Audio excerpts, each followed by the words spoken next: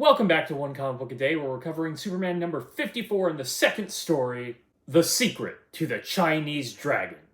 You know you're in for trouble when you read that title, and I thought we had hit a new low when we did that story that was nothing but plot. But this one, it's racist. It's super racist. There is no defense to this comic, even for that time.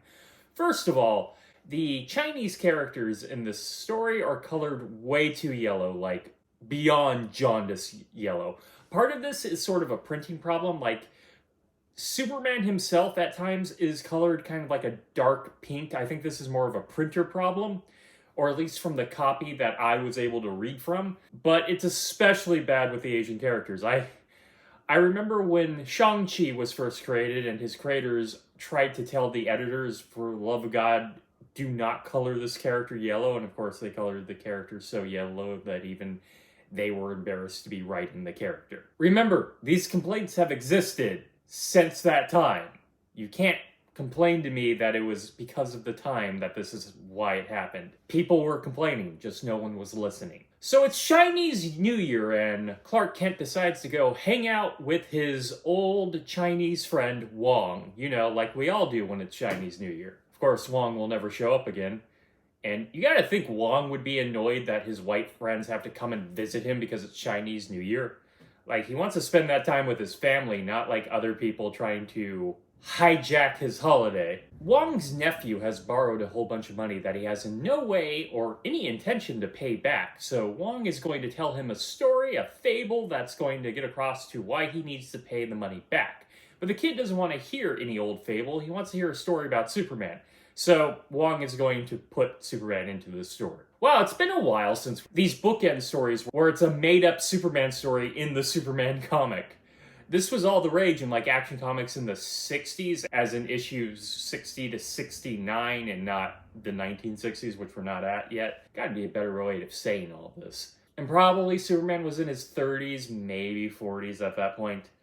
But we haven't seen these in a while after they were almost every issue at one point. So Wong throws Superman in here. So our fable involves a character named Achu, Jesus Christ, who has a girlfriend named Tingling, and he owes a bunch of money to Ling's uncle. So I'm just gonna stop saying names because Achu, really? Really?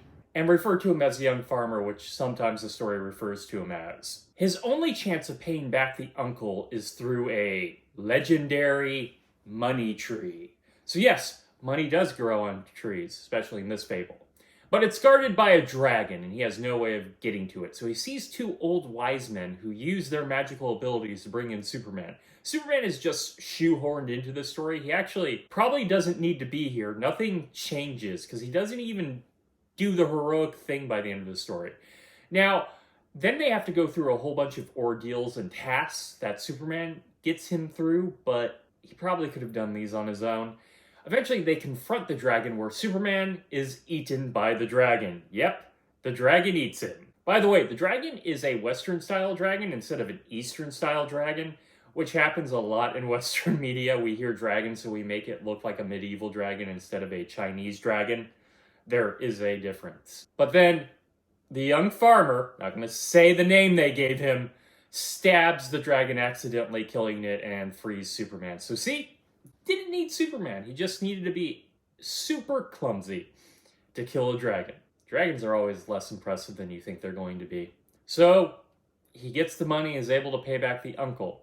Now, the nephew has learned his lesson somehow. It wasn't a very good story. But Clark is there to help him pay the money back. You see, Clark gets the kid a job, this small child, get a job at a photomat where he's going to be helping mix the chemicals, the noxious chemicals, to develop the photos. Yay for child labor! Excuse me for a second, I'm going to need to slam my head up against the wall for a while so I can forget what happened in this story.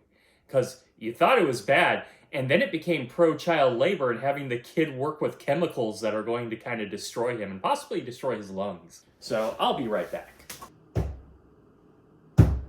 Why is it so bad? I'm sorry I didn't cover an episode of Aftermatch this week. I promise tomorrow I will be here and learn lesson. Yeah, lesson.